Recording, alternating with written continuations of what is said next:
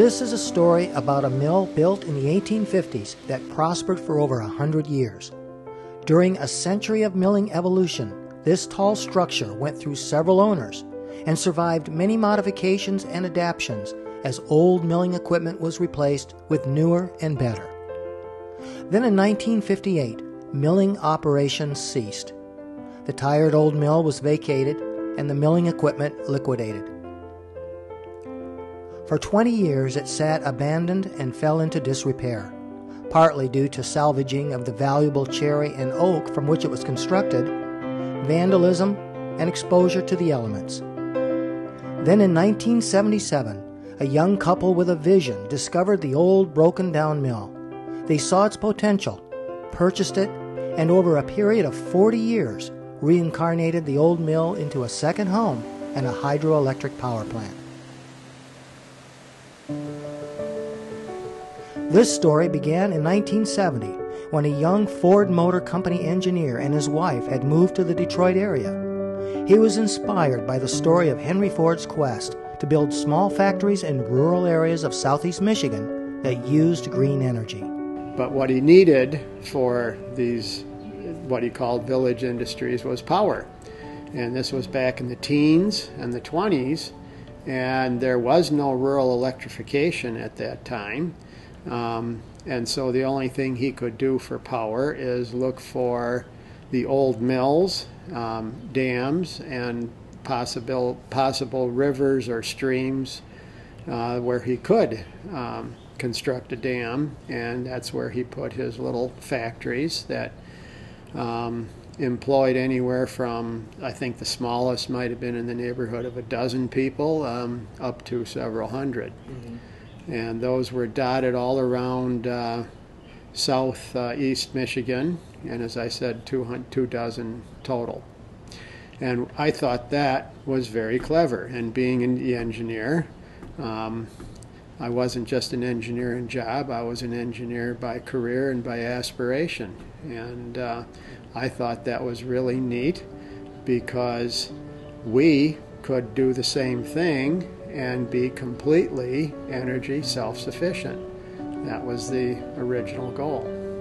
So Bill and Carol Jean began their search for a suitable mill, a diamond in the rough that could be renovated into a second home and the potential to create its own electrical power. So we had 5 criteria as we started looking.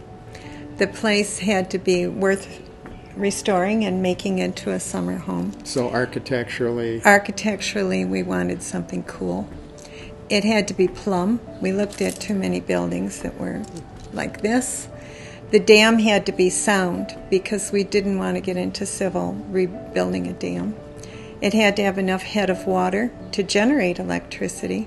A reasonable amount. And it had to be cheap because we didn't have any money.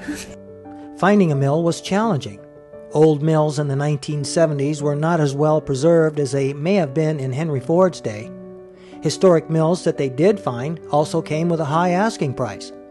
But the Stockhausens were convinced there was a mill somewhere within their budget. We started with Northville. We drew a 50-mile radius around Northville and checked out every mill, hydro, dam, any possibility, and then increased it to 100. And continued. Every weekend we would leave before dawn so that we would arrive at the last place we stopped on our list at dawn and work until dark and then head for home. And we probably went through, I don't know, what do you think, between 200 and 300 mill site hydro possibilities. And then we found this place. It had no windows, no doors. You could drop a VW bug through the holes in the floor. The siding was flapping in the breeze. A section of the basement wall had been bulldozed in. It was a dilapidated mess. And half of the town folk wanted to torch the building because it was such an attractive nuisance. It had been abandoned in that way, in that condition for 20 years. The other half of the townsfolk wanted to restore it. They could see that it was a diamond in the rough and that it was a part of the legacy of the town, but they just didn't really know how to go about it. And along comes this young couple in their mid-20s. And as far as that young couple was concerned, we could do anything. We were going to live forever. We were strong, capable. Well, we now know none of that's true. But of course, we were idealistic, and they don't call Saint Carol Jean for nothing. So the night we came out to make an offer to the village, he walked in and said, "My wife and I are here to offer you $3,000. And they said, "We'll take it. But here's the deal. You have 5 years to restore the exterior and get it closed up. Otherwise, it reverts back to the village, and we don't want it. So get it done." So in 1977, Bill and Carol Jean Stockhausen closed the deal with the village of Bellevue, Michigan, and became the proud owners of a dilapidated old mill on the Battle Creek River. We brought Carol Jean's mom out to see the place, when we just had bought it, and she likes old things and antiques, so she appreciates that sort of thing. But we were walking around the outside of the building here, showing her the building, and she just kind of shook her head and she said, "What have you gotten my daughter into now?" So I think that said it all. Back in Northville, the Stockhausens were busy raising a family while living in and restoring another historic diamond in the rough, their home. Bill was working full-time at Ford, and on top of that, Bill was president of the Northville Historical Society at that time, and he would get all the mail that came in and then disperse it to the various people. And in it were historical magazines, and along comes a Michigan history magazine about a young couple starting up an architectural firm in Kalamazoo. Actually, preservation. Preservation, yes. Historic preservation. Right. And we read this article and just felt like this is the hot ticket. So we contacted them. They met us out here and were ecstatic because they were looking for a key place that they could restore and then show others. And that would be their calling card. And you have to appreciate at the time, a lot of people didn't care about old buildings. I mean, it was junk. Just like antiques at that time was just more stuff or junk. But then it started picking up in popularity, but this young couple could see ahead that preservation of historic buildings would be a valuable capability to have. So living in Kalamazoo, they hired a whole group of students from Western, and they all literally moved here to Bellevue for the summer. They found a house that was for sale and contacted the owners to see if they would rent it to them, and these kids just slept on the floor, and they worked from sunup till sundown. It's been a whole summer. We were working frantically back in Northville, getting things ready for them, doing the window sills, getting the windows, building the door. Yeah. And they were installing the siding and doing the roof, and then when we brought the windows and doors out, they installed that. So we kind of worked together on the whole thing for that whole summer, and that was the summer of '77. The original plan was to fix up the exterior of the mill, get it closed up and secure, then little by little rebuild the interior, and eventually install an electrical power generator. But in 1978, a new federal law regarding renewable energy convinced them to rethink their timeline. The feds passed the what was known as the PURPA law, which mandated that the utilities had to buy renewably generated energy from any kind of a small power producer. So that included solar, wind, hydro. And so we saw an opportunity, and so I said, Carol Jean, what we should do is we should get the generators going, and then we can use the money that generates to to help out with our kids' education and whatnot, and also put back into the restoration of the building. It took every spare minute over the next 3 years to repair the previously bulldozed basement wall, clear the tail race, rebuild the head race wall, and to install the turbines and generators. But we couldn't afford to hire anybody to do this, so we did the whole thing ourselves. And we found used equipment where we could, like the generators are just simply induction motors. And so we just went to used machinery dealers, found a couple of motors that we could use as generators, and then went to junkyards and found pulleys and belts and I-beams and other things. The electrical cabinet was rescued from a junkyard and those kinds of things, and we used all of that. And because Bill is basically a car guy, we have many car parts worked into the design. Right, into the gate operation. Repairing the mill's exterior and getting the generators online was only the beginning. There was still the interior to think about. And I did a complete inventory through the whole building of all the beams, the columns, the joists, the flooring, everything that was needed. And so we ordered all of this wood, which ended up primarily white oak, Michigan white oak, and it was all cut green and wet. It hadn't been kiln dried or anything like that. And the total order arrived in 2 double-bottomed semis, and they had a cherry picker on the end of one of them. They just picked up all that lumber and they just dropped it right here in the yard. And so we literally had a mountain of wood in the yard. And we spent one whole weekend. We had a group of friends come out on Friday to help us bring the wood into the building and stack it and sticker it to dry and so forth. Well, that was quite a project, and I think we ended up getting a whole new set of friends for Saturday to do the exact same thing. We did get all the wood in the building.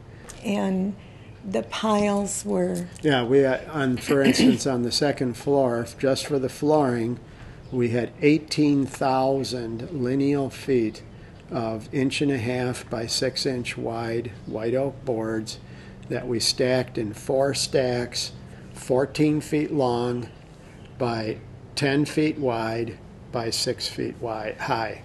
And those stacks were up there. We thought maybe, well, they'd be air dried in a year or two and we'd be able to start doing the flooring. Well, because we walked away for 20 years, it ended up being air dried for 22 years. And as you can see, the floor is still very tight, even though it is plank boards like the original. And, so that worked out well also. And at that point, we basically closed the building. The generators stayed running that whole time. And so nothing else really got done for the next 20 years. Over the next 20 years, very little work was done on the mill. The Stockhausens had their hands full raising their 5 children. Family had become a priority. But the mill was their sanctuary and served as a great family recreational getaway.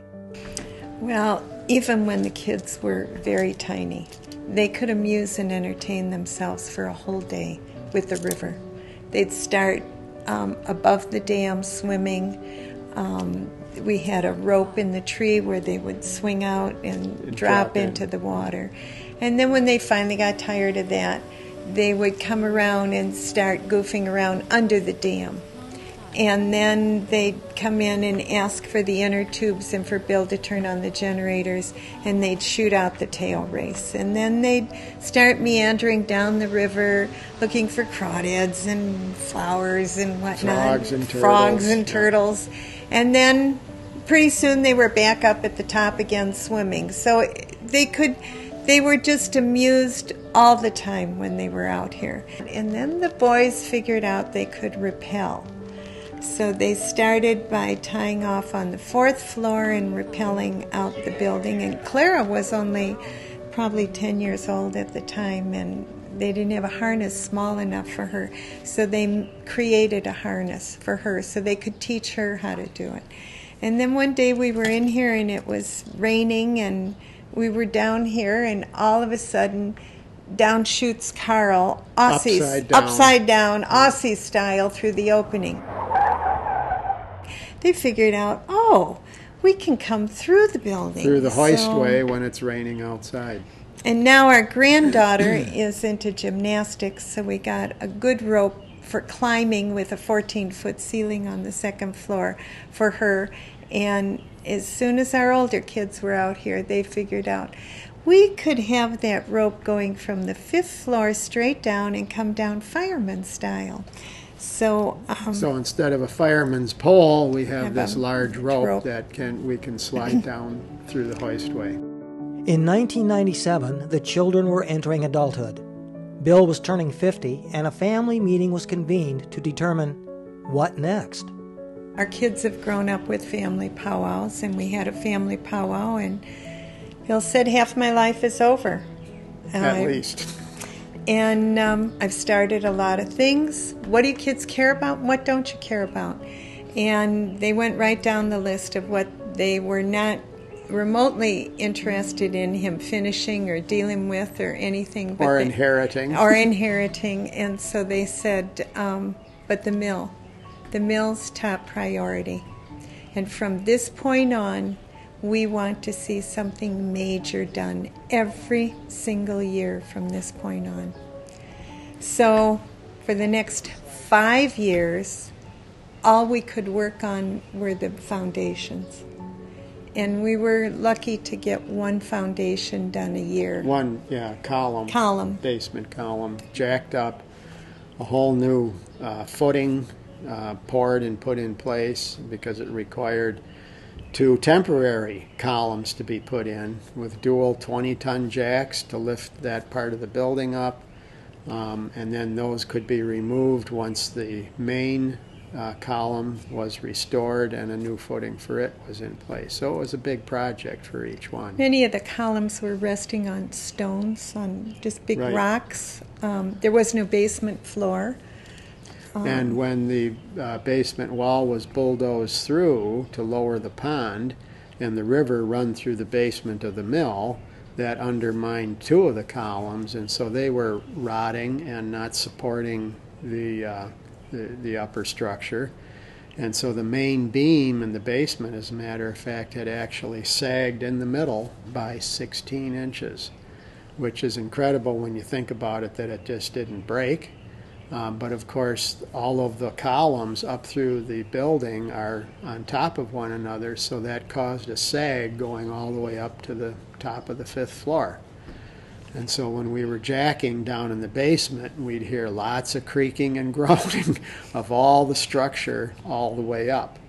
And with each level, you were jacking a lesser amount as you reached the top of the building, but you were basically jacking the whole building up. Once the supporting columns were repaired and replaced, it was time to put in the basement joists, beams, and flooring. And it just happened that both of our boys had the summer of '03 available.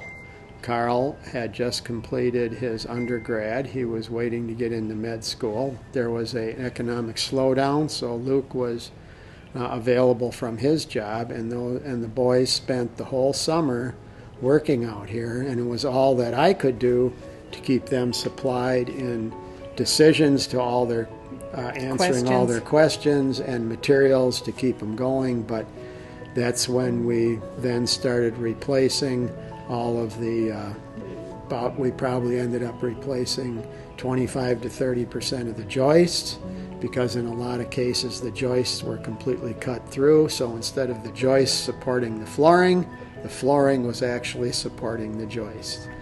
And we started in the basement.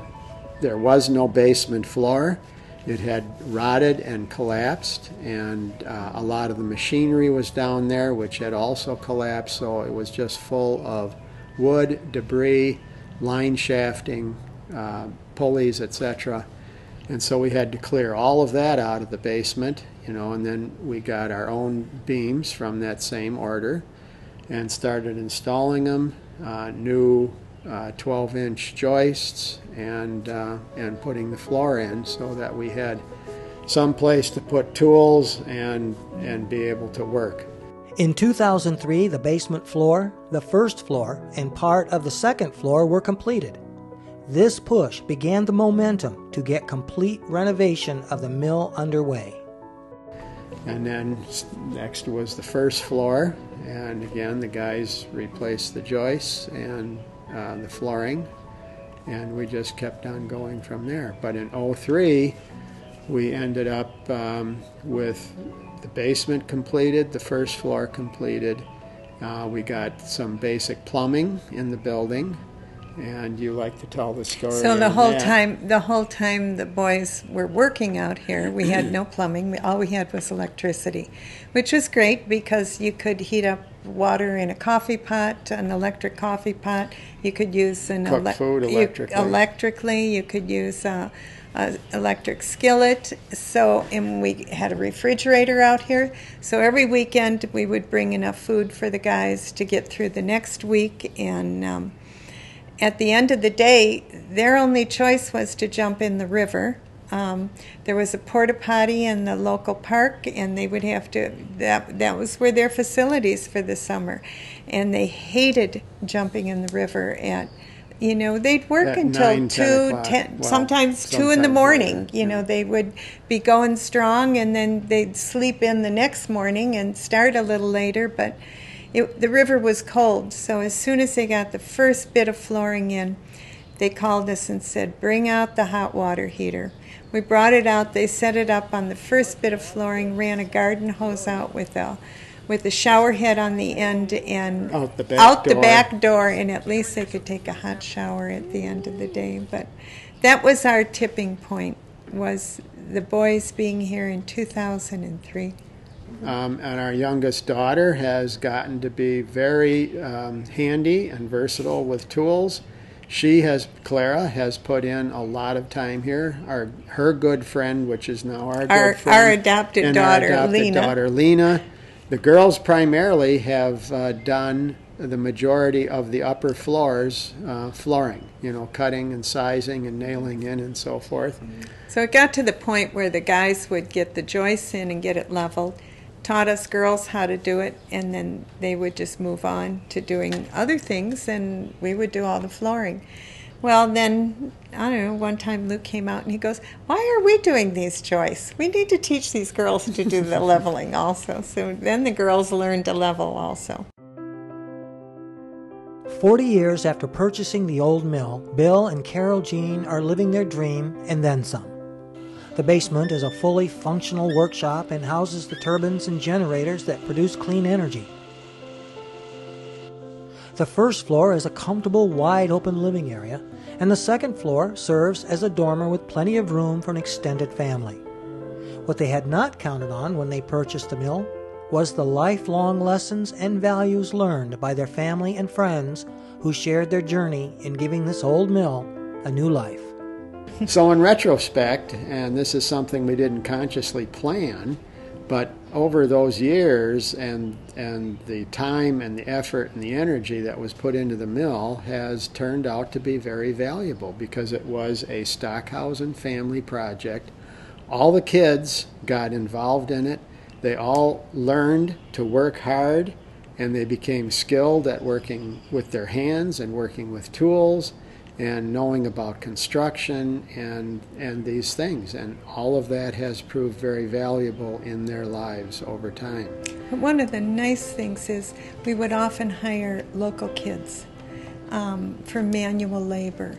And at the end of the day, when I would write them a check and hand them a check, I would say, thank you. And they'd say, no, thank you.